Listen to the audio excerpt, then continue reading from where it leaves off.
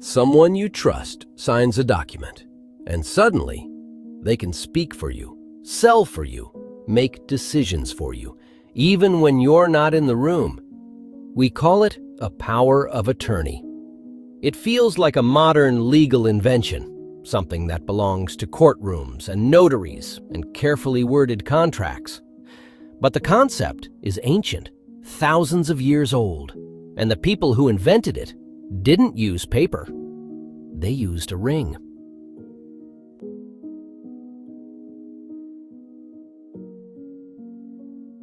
In the ancient world, power had a problem. Kings ruled vast territories. Merchants traded across hundreds of miles. Generals commanded armies in distant lands. But communication was slow, travel was dangerous, and decisions couldn't wait. The ancient solution was elegant. If you couldn't be there yourself, you sent someone who carried your authority with them. Not just your message, your authority. Someone who, for all practical purposes, was you. The physical proof of that authority was the signet ring, carved with the ruler's unique seal. When pressed into wax, it produced a mark that every official in the empire recognized as the voice of the king himself. Whoever wore that ring, or carried a document sealed by it, carried the king's full power.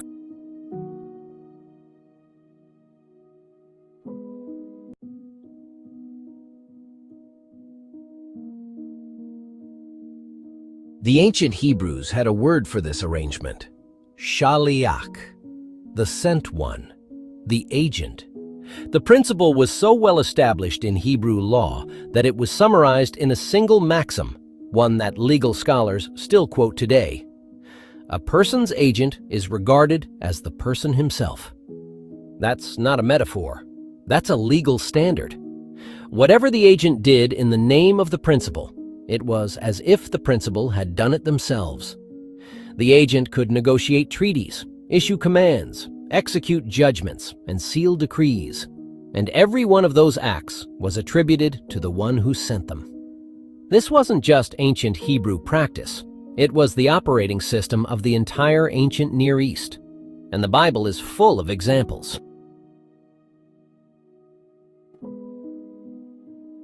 Egypt, approximately 1700 BCE. A Hebrew slave named Joseph has just interpreted Pharaoh's dreams: 7 years of abundance, followed by 7 years of devastating famine. No one in the palace saw it coming. Joseph did. Pharaoh makes a decision that changes everything. "I hereby put you in charge of the whole land of Egypt."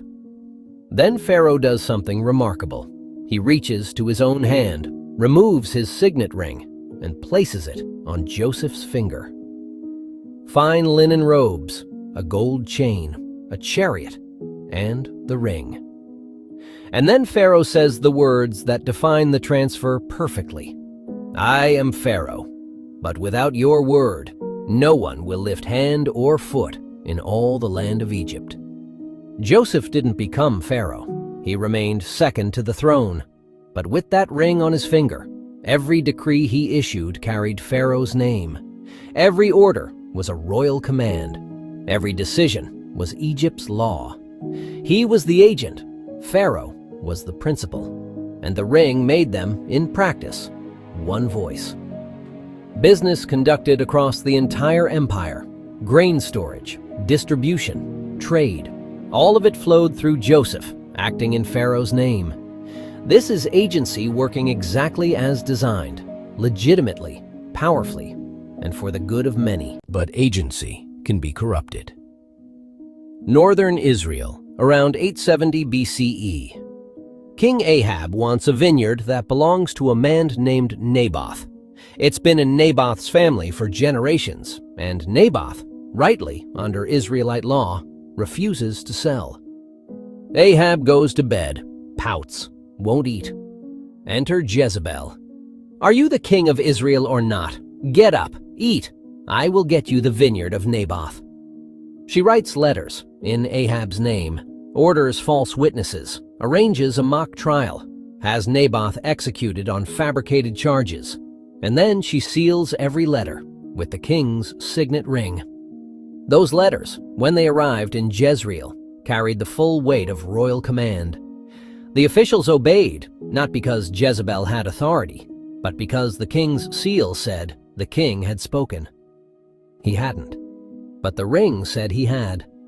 Ahab passively consented by giving her access to the ring. The seal was real, the authority was real. The crime was committed in the king's name, and the king could not undo it. This is agency abused. The mechanism is the same. The moral outcome is opposite. The ring doesn't care who uses it. The Persian Empire, around 480 BCE.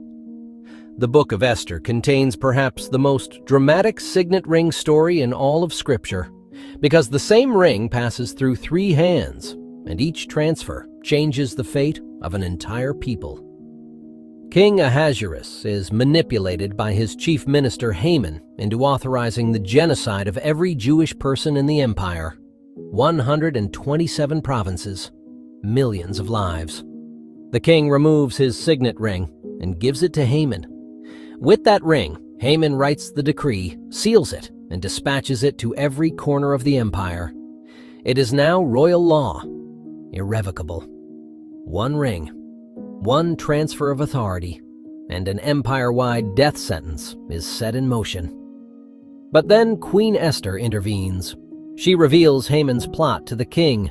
Haman is exposed and executed. The king takes back the ring, and now he gives it to Mordecai, the Jewish man Haman had been trying to destroy. Mordecai now writes a new decree in the king's name, sealed with the king's ring, giving the Jewish people the right to defend themselves throughout the entire empire. The same ring, the same authority, the same legal mechanism, first used to kill, then used to save. 3 transfers of one ring, from king to villain, back to king to hero, and the fate of a nation hangs on each one. This is why agency matters. It is morally neutral in its mechanics. Its power comes entirely from who holds it and why. The signet ring is the most visible symbol of agency. But the Bible's examples go far deeper than rings and wax. Moses stands before Pharaoh and speaks. But who is really speaking? God told him directly, "I have made you like God to Pharaoh." Exodus 7:1. Moses wasn't God, but as God's appointed agent, his Shaliach. When Moses spoke, it carried divine authority. When Pharaoh defied Moses, he was defying the one who sent him. Even the angels operate on this principle. In Exodus 23, God tells Israel to follow the angel he is sending before them, and gives a striking reason. My name is in him. Not, he represents me. Not, he speaks for me. My name is in him. The agent doesn't just carry a message. The agent carries the presence and authority of the one who sent them. To receive the agent is to receive the principle. To reject the agent is to reject the one who sent them. This principle runs through every prophet, every apostle, and according to the New Testament, through Jesus himself. The word apostle is the Greek equivalent of Shaliach, the sent one. Jesus repeatedly identifies himself not as acting on his own authority, but as the agent of the Father who sent him. I do not seek my own will, but the will of the one who sent me. John 5:30. The Father who sent me has himself commanded me. John 12:49. This is not a diminishment. It is the highest form of agency. Perfect fidelity between the agent and the one who sent him. Now we come to the most extraordinary application of agency in all of Scripture. Jesus of Nazareth doesn't just use the Shaliach principle. He embodies it. And he says so, repeatedly. In some of the most striking language in the entire New Testament. And once you understand agency, these statements, which have confused theologians for centuries, become remarkably clear. Jesus sends out 72 disciples on a mission. Before they leave, he gives them their commission, and he frames it in the precise language of agency. Whoever listens to you listens to me. Whoever rejects you rejects me. And whoever rejects me rejects the one who sent me. Luke chapter 10, verse 16. Read that carefully. 3 tiers, 3 levels of authority flowing through a single chain. The disciples are agents of Jesus.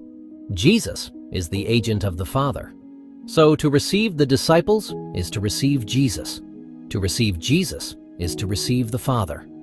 And to reject any link in that chain is to reject the one at the top of it. This isn't poetry. This is the Shaliach principle applied with surgical precision across 3 levels simultaneously. Matthew records the same principle when Jesus first commissions the 12. Whoever receives you receives me, and whoever receives me receives the one who sent me. Matthew chapter 10, verse 40. The chain runs in both directions. Reception flows upward. Rejection flows upward. The agent carries the full weight of the principle in both welcome and refusal. But Jesus doesn't stop at his disciples. He applies the same logic to himself as the Father's agent in some of the most important statements in the Gospel of John. Whoever believes in me believes not in me, but in him who sent me. And whoever sees me sees him who sent me. John chapter 12, verses 44 through 45. This is not a claim that Jesus and the Father are the same person. It is a claim that Jesus is such a faithful, perfectly aligned agent that to encounter him is to encounter the one who sent him. The agent so completely represents the principle that the distinction, while real, becomes functionally invisible. At the Last Supper, Jesus extends the chain one more time, now forward, to those he himself will send. Truly, truly, I say to you, whoever receives the one I send receives me, and whoever receives me receives the one who sent me. John chapter 13, verse 20. He has now constructed a complete chain of agency that will outlast his physical presence on earth. The Father sent the Son. The Son sends the apostles.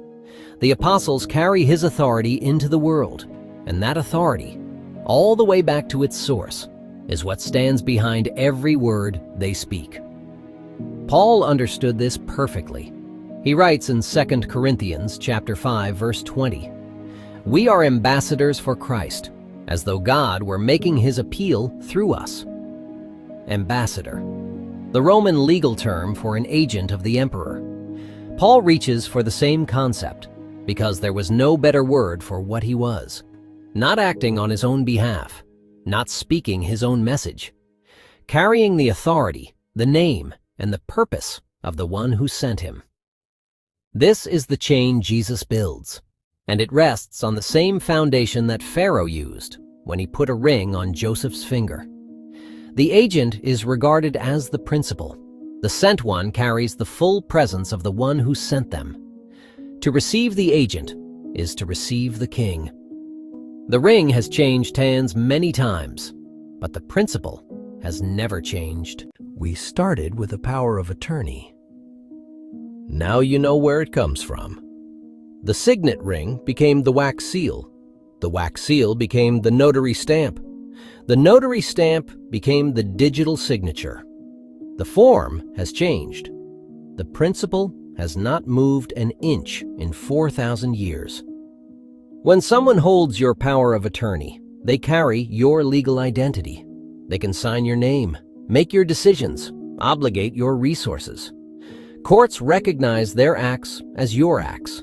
A person's agent is regarded as the person himself. Joseph managing Pharaoh's grain empire across a continent. Jezebel forging royal commands across a kingdom. Mordecai issuing life-saving decrees to 127 provinces. All of them doing what humans have always needed to do: extend their authority across distance through a trusted representative with a mechanism the world will recognize. The ancient world used a ring. We use a document. But the question has always been the same. The technology of trust is older than you think. It survived empires, languages, and millennia, because the problem it solves is permanent. We cannot be everywhere. We cannot do everything ourselves. So we send someone, and we give them the ring.